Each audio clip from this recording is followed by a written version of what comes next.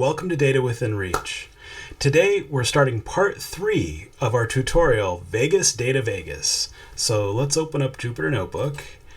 And before we go too far, I might point something out. You may notice that I now have a microphone. So I'd actually just like to say thanks to my father-in-law who just loves stereo equipment and audio equipment, and I said, hey, you don't happen to have a spare microphone, do you? And he gave me a really nice microphone. So thank you, Paul. This one's for you, Paul. Thanks. Anyways, so we're picking up from where we left off on looking at the strategy of doubling your bets on a roulette wheel.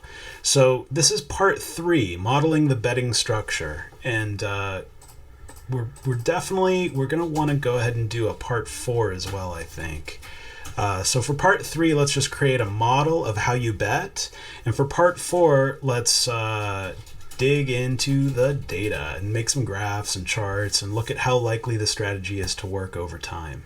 So this one's part 3. We've modeled in part 1 the roulette wheel. In part 2, we've modeled the table with mins and maxes. Now in part 3, we're going to model a gambler at a table. Walking up with a certain amount of money. Do they lose everything, or do they make a little and walk away, right? So that's what we're going to try to model in part 3. And then in part 4, it's going to be making graphs and creating hundreds of gamblers and seeing if over a long term the strategy works or it doesn't work, or how does it play out. So just like before, you can always jump on the YouTube and look at part 1 or look at part 2. But if you really, really want to start at part 3, I'll put a repository that takes you right to the end of part 2 below that you can just download and start from scratch. So when you open up a Jupyter Notebook, you want to always run your earlier cells, because these classes that we created, they need to be sitting in working memory ready to go. So I'm going to rerun this one. Yay, still works. Be weird if it didn't, huh? And let's rerun this one with 50,000 spins. That'll take a little while. Yep, that works. Oh, look, that time you had 14 in a row. That would not be fun if you're using this strategy. Now let's rerun the table game. While I'm at it, it's always good to clean up as you go. I notice there's a typo there. The key attributes that we will need to model this table are the min-max bets. So easy to see things after the fact, right? Now we'll run this cell so that the table game class is sitting in working memory. All right, that one worked as well. And you know what? I actually think, just in case anybody's on standard definition, I'm going to go ahead and make the screen resolution a little bit bigger so it's a little bit easier to see. So hopefully that'll help. Alrighty, so now starting part 3. Let's model a gambler at a table. Okay, and we'll make this cell markdown type, and then make another cell underneath it, and this one, I think it defaults to code, but we'll just keep it as code. So let's say the keyword we want here is class, and we'll actually call it, I bet you if we really stop we could think of a better name than this, but I'm going to say gambler at table. I mean, why not? And as always, we like to put a comment for every one of our classes. So this class represents a gambler who is sitting at a particular table. Sitting at a particular table. The table is as defined in the table class. Is that what we call the table class? Let's just make sure. Wheel. Table game as in the table game class. So that way you kind of know your dependencies. So this is an important thing to always put in your documentation for a class. If this class needs another class to work the way you expect, then you need to write that into your documentation. So with that, let's create our constructor for it. And that's underscore underscore init underscore underscore auto completed something weird. Self and starting money. And then since this is going to be a gambler at a table, let's put table minimum and table underscore max. Let's make sure I got that right. Yep. All right. So for this, we want to instantiate the table game class from above, and we're going to pass that minimum and maximum into the table game. So we're going to call it engaged table. Table.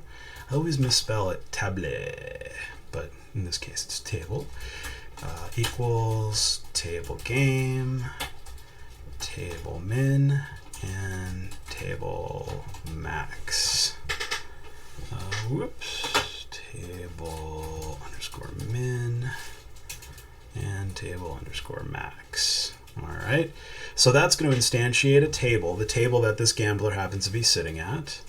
And then we're going to create an attribute that holds how much money the gambler has, and an attribute that just has the starting amount of money. So it's going to be, so we'll want to keep the starting money as an attribute. You might say, why not just create an attribute called money and just stick with that? I think if we're trying to see if they're successful or not, it's nice to have starting money. So you probably in the future want to be able to say starting money was 700 and money at the end of 5 hours of horrific gambling was 0. That's not good. Starting money was 700. After 5 hours, ending money was 900. Yeah, you made a little money there. So we'll say self.starting money equals starting money. And then we'll just say money. That's how much they have in their pocket at that moment. And in this case, when you instantiate it, it's the very beginning, right? You haven't done any gambling yet. So so the starting money is the money before your first bet. It's probably the best amount of money you'll ever have is before you've done any gambling, right? So now let's see. Let's make a little getter. So getters, it's just nice to have a little method that gives you some of these attributes back if you want to use a function to get the attribute back.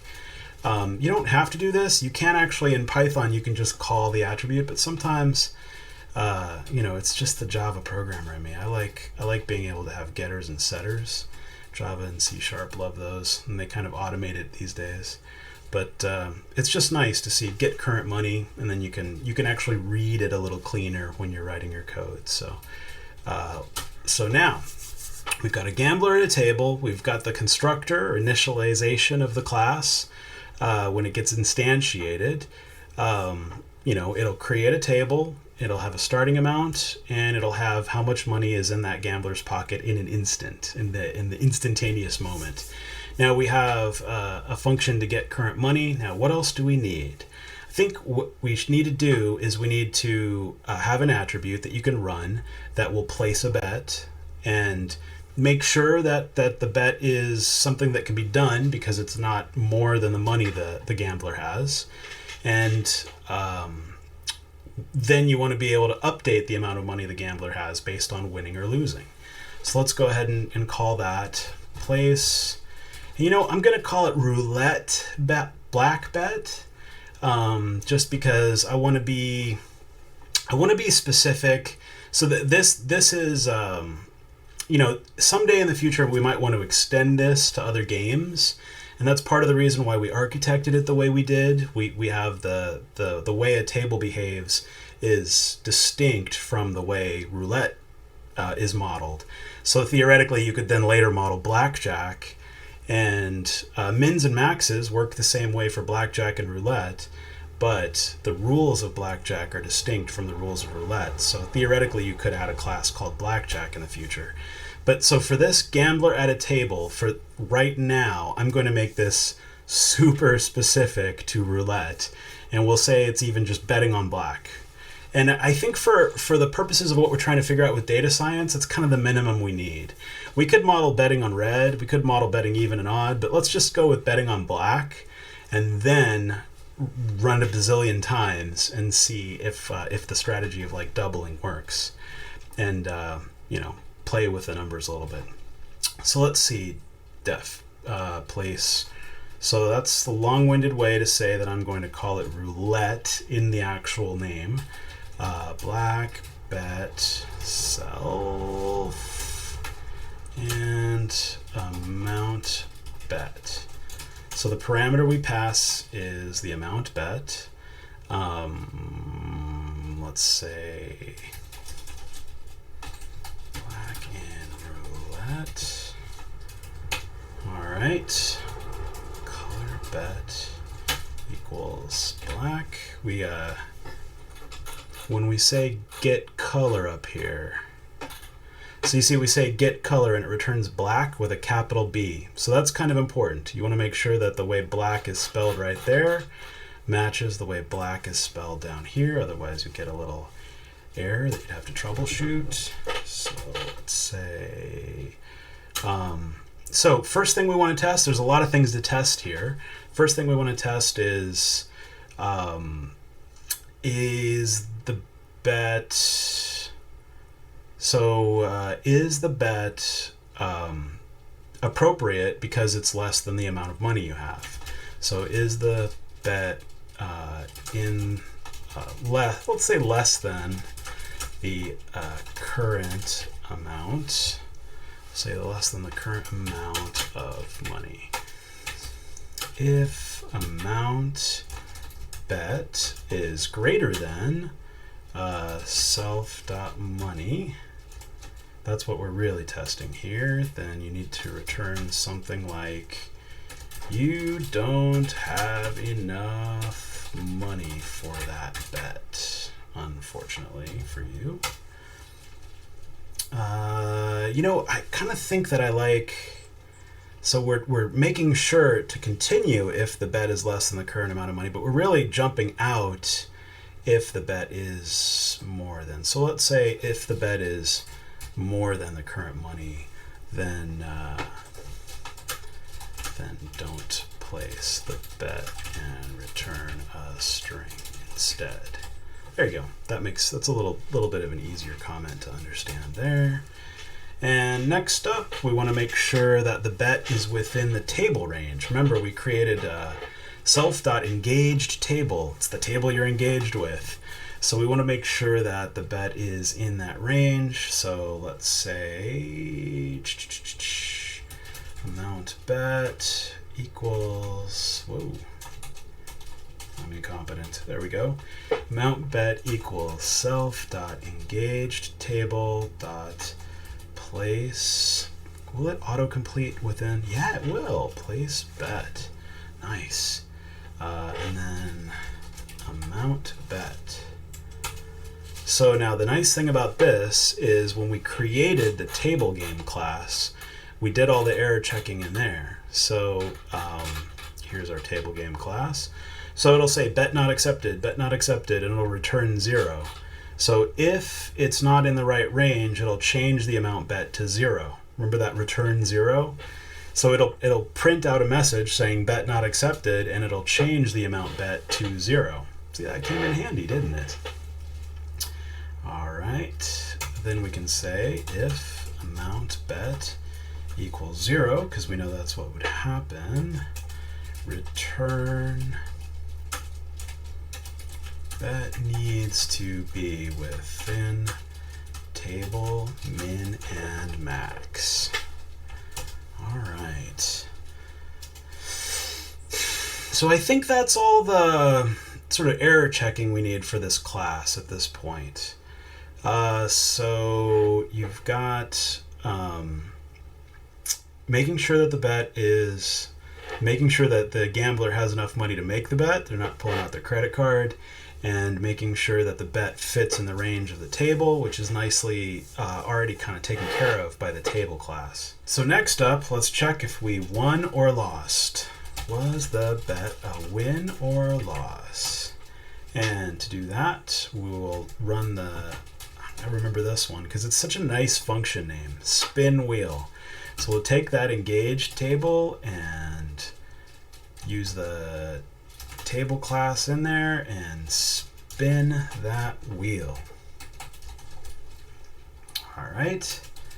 Now, self.money.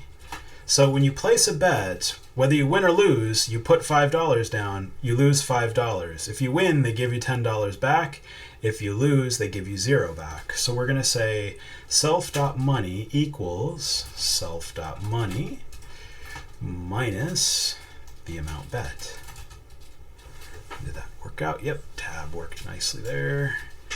All right, now then, if color bet is equal to self.engage table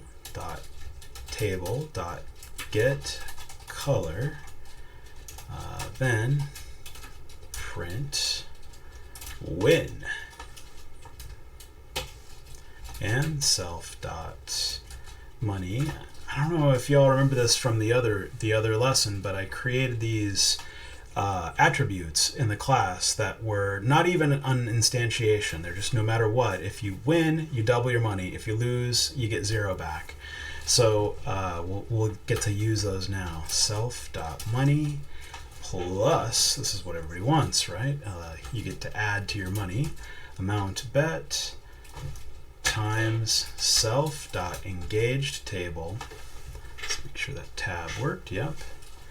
Dot table dot win underscore payout. Return self dot money. Just kind of put something in the return there so that the number pops out. That'll be useful probably when we're making tables and graphs out of all this stuff. Now, else, if the color wasn't what the color needed to be, and hopefully we got the capitalization right and all that, then we print lose. Sorry. And then self.money equals, obviously we could just say self.money. You don't actually have to do anything here because it's bringing you back 0. So this is kind of like overkill, but you know, again, you could say amount bet times self.engaged table.lose payout, which is 0. So it's like a number times 0 equals 0. You really don't even have to do that line, but I'm just kind of doing it to be consistent and complete, make it kind of like nice and easy to read. Return self.money. Once again, let's return self.money. You know what we could do? We could just do this. Just a little bit of editing up in real time there. That way, it's going to return self-money either way. This way, it just you could write the line once instead of writing the line twice. Just can't help myself. Got to edit it up a little bit there. Okay, let's take a look. Let's run the class and see if it doesn't throw any errors. It shouldn't do anything because we're not doing anything with the class, but we're just hitting the run button to make sure it doesn't pop an error out. And if it does, we'll fix it. Invalid syntax. So there you go. If amount bet equals 0, that's a test of equality instead of an assignment. Now let's check. All right, that seems good. Seems promising. Now, let's test her out. We'll create a gambler called a rich person. And we're going to instantiate the gambler at table class. We'll give them $10,000 in their pocket, and we'll plunk them down at a table with a minimum bet of $5 and a maximum bet of, let's say, $1,000. All right. So there. Now the class is instantiated. So let's just check it out. Rich person dot money, or let's use the class. I mean, let's use the function. We wrote the function. Let's use the function. Get current money. All right, see what that brings back, and let's see. It should say 10,000 bucks. 10,000 bucks. Looks good. All right. Let's see if they make money or lose money. Well, first let's test the error conditions. So let's print out rich person dot place roulette black, and let's say they place the bet for, what's the table max? 1,000. Let's say they place the bet for like 100,000. They're just going crazy. They're like, I think I'm at the high roller table. You don't have enough money for that bet. Well, what if they place a bet of 1,001? Let's see what happens there. Bet not accepted. Bet needs to be within table min and max. Let's just correct that. There we go. All right. Running it again. Bet not accepted, because that's $1 more than the max bet. Well, what if we try to bet $3? Let's see how that goes. Bet not accepted. Bet needs to be within table min and max. So there you go. So the error conditions seem to work. If we have more money than the person has, it errors out.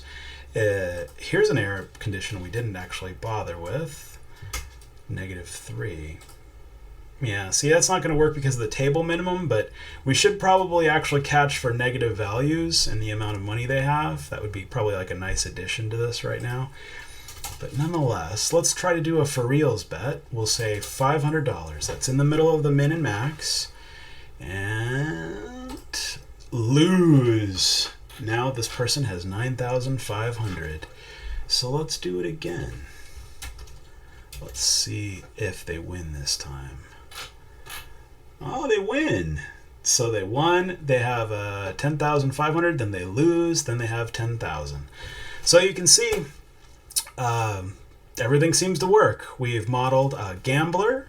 We've in the previous lesson we modeled the table behavior, and we've modeled a roulette wheels behavior.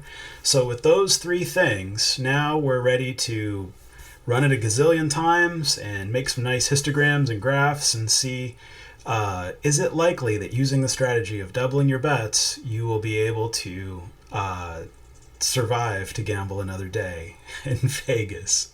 And again, just to reiterate, the point of this tutorial is to kind of take an easy to solve problem and solve it with data science tools like Python and Jupyter Notebook. So I hope you all appreciate it. Feel free to leave comments and make fun of me, or like and subscribe, all those good things. Do whatever you want. And thanks for getting all the way to the end of the video. I appreciate you. Thank you. Bye-bye.